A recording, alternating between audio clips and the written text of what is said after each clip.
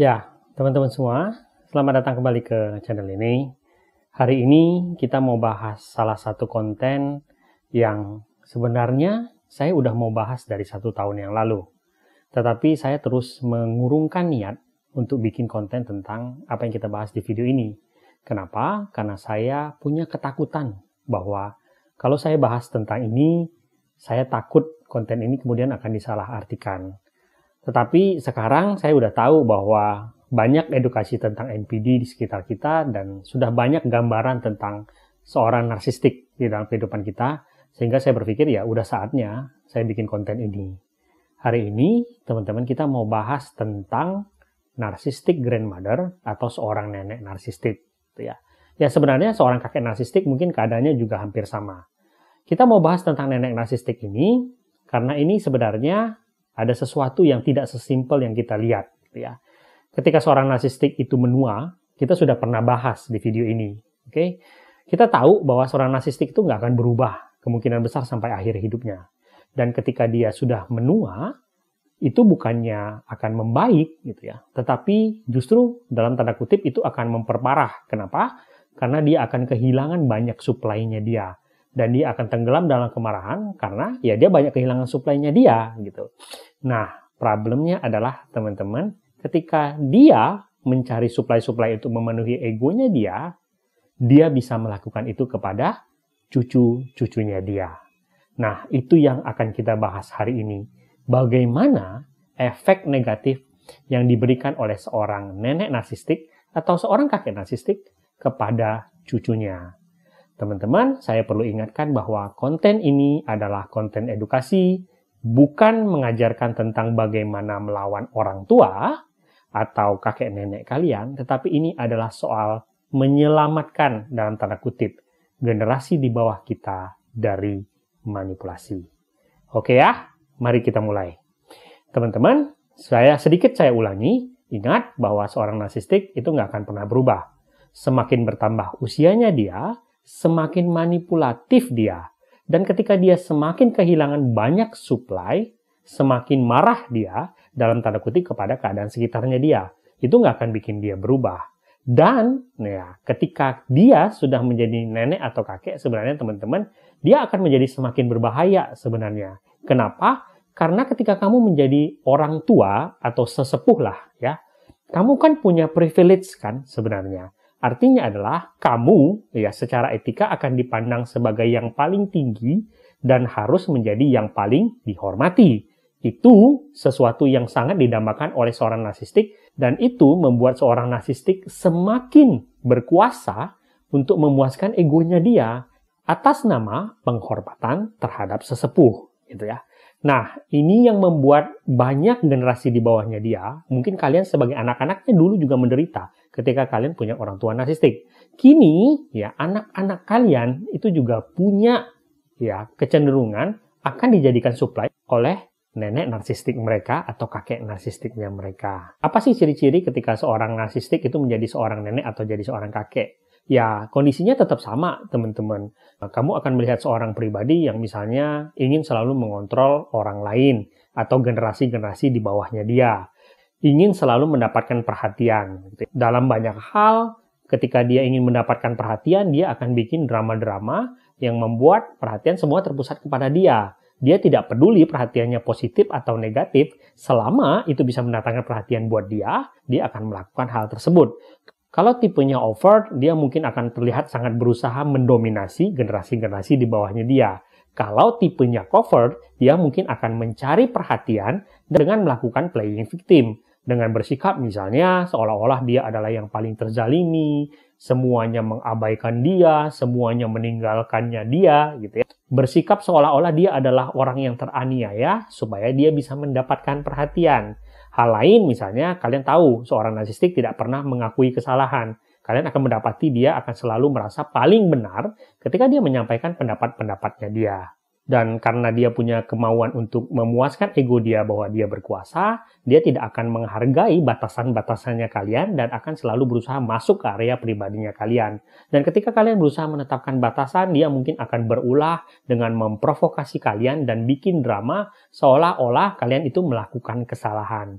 Ya, intinya adalah seorang narsistik itu tetap tidak akan berubah sampai masa tuanya dia. Oke? Nah, sekarang teman-teman, inti dari video ini adalah bagaimana seorang narsistik itu berbahayanya dia kepada cucu-cucunya dia. Ini yang kalian harus tahu karena anak-anak kalian itu bisa saja menjadi supply-nya dari kakek narsistik dia atau nenek narsistiknya dia. Dan kalian kalau tidak mengetahui tanpa sadar, kalian akan membiarkan itu terjadi. Yang pertama, ya teman-teman, kita udah tahu nih seorang narsistik akan selalu mencari supply untuk dia. Nah, anak-anak, teman-teman, itu adalah salah satu target yang paling menyenangkan bagi seorang narsistik.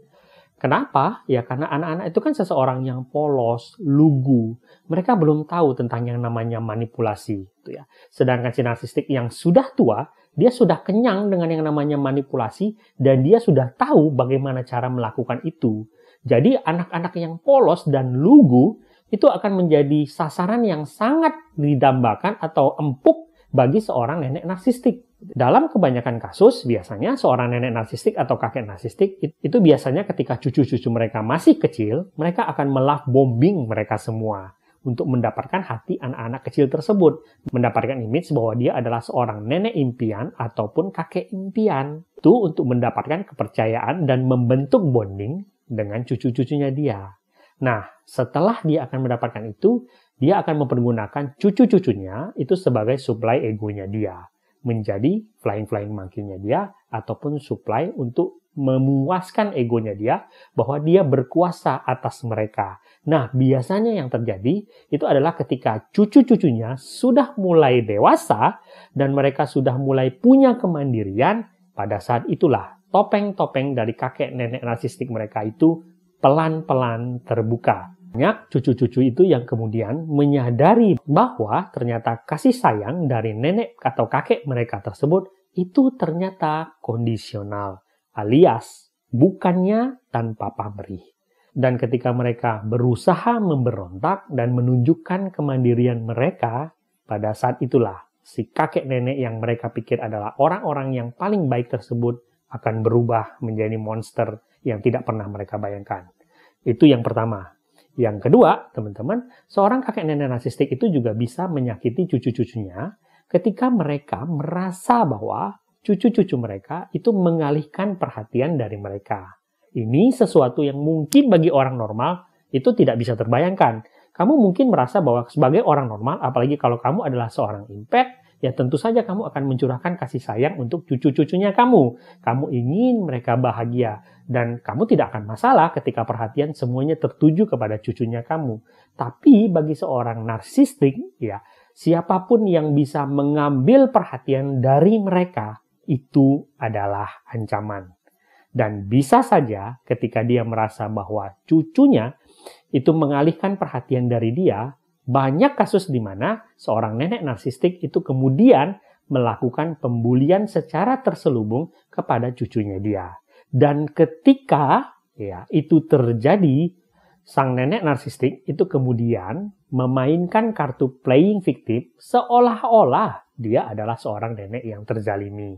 Dan tentu saja itu kemudian akan mendatangkan kebingungan kepada anaknya dia dan cucunya dia untuk bersikap. Kenapa? Karena sekali lagi mereka terbentur pada etika di mana selalu dianjurkan bahwa orang tua itu nggak pernah salah. Atas nama privilege sebagai orang tua, mereka tidak bisa bersikap melawan manipulasi dan abusive tersebut.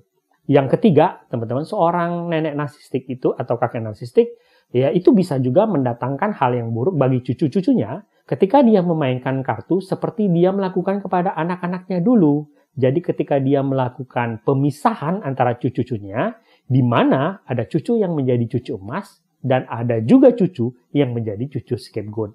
Tentu saja, drama dulu yang terjadi kepada anak-anaknya sekarang bisa saja terulang kembali kepada cucu-cucunya. Dan tentu saja kita tahu itu akan mendatangkan trauma yang luar biasa, terutama bagi cucu yang menjadi cucu scapegoat. Selain itu, teman-teman, untuk kalian yang mungkin punya pengalaman punya seorang nenek narsistik, mungkin kalian sudah mengetahui bahwa seorang narsistik itu suka melakukan abuse verbal maupun abuse fisik. Dan itu bisa saja dia lakukan juga kepada cucu-cucunya dia. Dan sekali lagi, atas nama privilege dia sebagai sesepuh atau sebagai orang yang paling tua, kalian kebingungan menghadapi hal ini, dan di kebanyakan kasus mungkin kalian menelan mentah-mentah abuse yang dilakukan kepada kalian. Karena kalian bingung bagaimana cara bersikap menghadapi hal tersebut. Nah, selain itu, teman-teman, salah satu kerugian yang dialami oleh cucu-cucu dari nenek narsistik itu adalah bahwa mereka tuh mungkin saja secara tidak sadar melihat contoh-contoh yang tidak baik dari kakek atau nenek mereka yang narsistik. Ketika kakek dan nenek narsistik mereka menunjukkan ego mereka, melakukan manipulasi dan abuse kepada anak-anaknya dia atau orang-orangnya yang dia kenal, cucu-cucunya bisa saja tanpa sadar menyerap hal itu dan kemudian meniru hal tersebut gitu. Mereka mengcopy apa yang dilakukan oleh nenek mereka. Tanpa sadar, kemudian mereka berkembang menjadi seseorang yang manipulatif karena seorang anak kita tahu mereka belajar dari teladan yang diberikan oleh orang-orang terdekatnya dia. Dan yang terakhir, teman-teman, seorang nenek narsistik atau kakek narsistik bisa saja mempergunakan cucu-cucunya dia sebagai flying monkey-nya dia untuk melakukan abuse atau manipulasi kepada anak-anaknya dia. Cucu-cucunya yang polos ya dan lugu yang tidak mengenal apa itu manipulasi digunakan sebagai seorang flying monkey untuk memuluskan langkah kakek nenek mereka untuk melakukan abuse. Tanpa sadar, mereka menjadi kaki tangan untuk melakukan manipulasi. Dan andaikan, kalaupun mereka kemudian sadar, gitu ya, dan kemudian tidak mau diperintah oleh kakek neneknya mereka mungkin saja akan menghadapi pengabaian yang luar biasa menyakitkan dari si kakek atau nenek narsistik tersebut, yang kemudian akan memainkan kartu playing victim dan membuat seolah-olah cucu-cucunya lah yang bersalah. Yang mana ketika kata-kata durhaka, jahat itu disematkan kepada cucu-cucunya, itu tentu saja akan menghantam mental mereka dengan sangat kuat dan mungkin saja menimbulkan trauma yang luar biasa bagi mereka. Oke teman-teman, itu sedikit gambaran bagaimana seorang nenek narsistik atau kakek narsistik bisa mempengaruhi cucu-cucunya dengan sangat negatif. Di video selanjutnya, kita akan belajar tentang bagaimana cara bersikap menghadapi seorang nenek atau kakek narsistik.